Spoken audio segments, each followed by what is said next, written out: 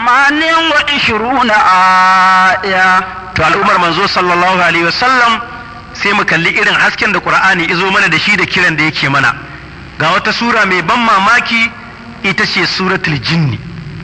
Sura za ta ba mu labarin mummunin aljani, cewa aljani gaskiya ne. Yadda muke mutane ga manan da yawa a duniya kuma haka suke da yawa. Wannan sura ta 72 ce a Qur'ani.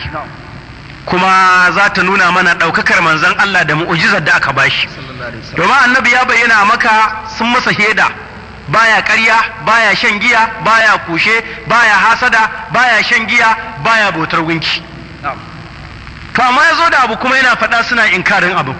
Kuma ya gaya musu cewa kullu sha Allahu ma talautuhu alaikum wala adraikum bi faqad labistum fikum umran min qabli afala